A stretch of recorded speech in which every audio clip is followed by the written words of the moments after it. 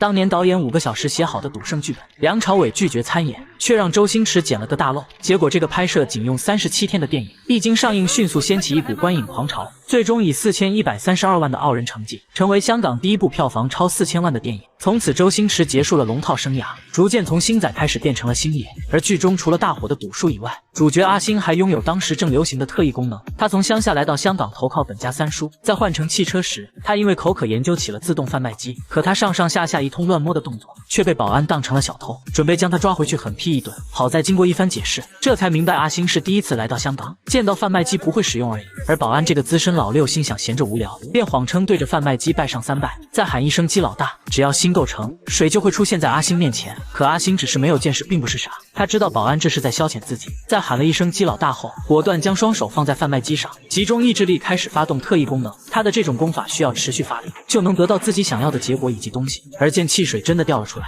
保安当即 emo 了。谢谢啊，谢谢鸡老大。三叔怎么还没来呢？结果三叔是赌如命，早将接侄子一事忘得一干二净。等他想起来这一茬时，已经是3天之后了。于是他索性重新坐下，准备再打个几圈，然后才去车站。不过几个牌友却看出三叔好像很惧怕阿星，经过一番旁敲侧击，这才知道三叔他们家族有个遗传病，只要听到阿星叫他三叔，声音便会立即影响脑电波，接着浑身不受控制的乱颤乱颠，还会做出一些不为人知的事情。闻听此言的女牌友高兴坏了，赶紧进一步询问细节。你离我远一点，要不然我会尬你的。尬我？好吧，就过你。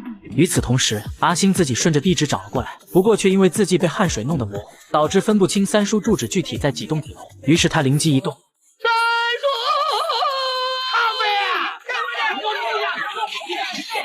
见邻居一个个火气这么大，阿星只得准备一层一层的上去寻找，可门口的锁又无情将他给拦在了外面。这时旁边一个失恋小年轻正通过对讲门铃哄女友开心，而阿星见他用不同语气语调连续说了10句我爱你后，后面铁门居然自动打开了。这种开门方式让他发现了新大陆，当即整理了一下衣冠和发型，依葫芦画瓢对着对讲门铃说我爱你。然而这一幕将晨练回家的老婆婆给吓懵了。爱你，我爱你，我爱你，我爱你，我爱你，我爱你。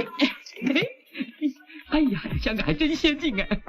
可接着阿星又跟进了电梯，见老婆婆手拿桃木剑，还以为她是峨眉派的弟子，好心上前问她是不是峨眉派的掌门人。这突如其来的疑问，再加上刚才的怪异举动，老太太误以为他是色狼，当即对着阿星就是一套丝滑小连招。而相信很多人都不知道，老婆婆名叫钱思英，是最早的一批武打女星，被同行冠以中国第一女侠的美誉。她还有一个孙子名叫洪金宝，是当今影坛大哥级别的存在。后来老婆婆甘当绿叶，饰演各大天王天后影帝影后的母亲，其中尤为喜欢和周星驰搭戏，先后在《鹿鼎记》鳌拜抄家时扮演鳌拜的老母亲，并且还被韦小宝送给多隆当老婆，美曰其名家有一老如有一宝。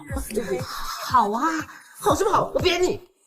还有一部就是周星驰的济公，伏虎给下凡人间的降龙送如意扇，误打误撞投胎到了牢狱腹中。这一段当时令多少人笑得人仰马翻。而阿星被老婆婆扁了一顿之后，也算顺利进入到了大楼之中。结果他又如刚才一般，站在楼道口大喊三叔的名字，紧接着一堆堆垃圾迎面砸来，吓得阿星赶紧一路小跑来到上一层。可他还没打算开口，就见住户们已经做好了丢垃圾的准备。没有办法的阿星只能回到楼下，想到接连几天睡不好吃不好，到了地方三叔又躲着不肯相见，阿星当即拿着他的照片找到警察，表示最近的连环杀人魔凶手就是住在附近的三叔。这一招果然立竿见影，打麻将的三叔还没反应过来怎么回事，就被警察强行破屋按在了桌子上。好在得知警方来意后，其他牌友一致强调案发当晚三叔和他们在一起打牌，这才平息了这场乌龙事件。可不料就在警方撤退之际，阿星见到亲人激动地喊了句三叔，立马唤醒了家族的遗传颤癫症。见三叔果然狂野的像头野牛，暗恋他的花姑高兴坏了，于是立即快步上前，准备牺牲自己成全三叔的渴望。可不料三叔这时刚好清醒，见花姑一副迫不及待的表情，当即冷言冷语的质问他要干嘛，场面一度陷入了极度尴尬。对不起，我冲动了。对不起，我冲动了。对不起，我冲动了。对不起，我冲动了。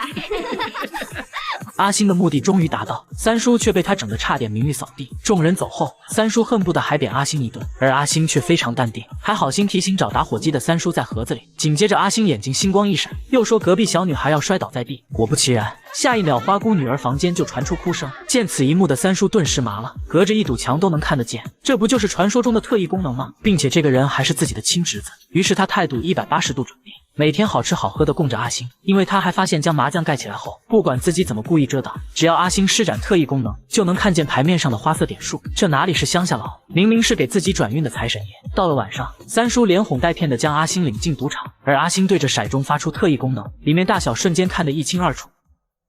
5、6开大。如此反反复复，每次都能准确无误的压对，并且其他人见状也纷纷跟着一起，庄家只能照单全赔。但怒气值已经锁定在了2人身上。随着再一次开始下注，阿星看出点数是13点，所有人又全部跟着他压了上去。可达叔告诉阿星不能一直赢，要适当让庄家赢一次，这样赌局才算是公平正常。接着他故意去买小，将其他人一起引过去下注，结果万万没想到，三叔转头又拿出1000块单压13点，狠狠地赚了一把大的。不过其他人可看不下去了。你有毛病啊！你自己压小就压13点，存心害我们的。人力己，我高兴，你能拿我怎么样啊？王八蛋！哼，老子我高兴，他们能拿我怎么样？你那么神勇，谁敢把你怎么样呢？不服气的话，把我这个眼睛打黑啊！来人正是刚才赌场的打手，所谓输钱可以赢钱想走难，况且刚才每把赢的都那么离奇，这才特意来赌他们。而三叔作为经常挨揍的老油条，这次却准备和对方硬刚一次。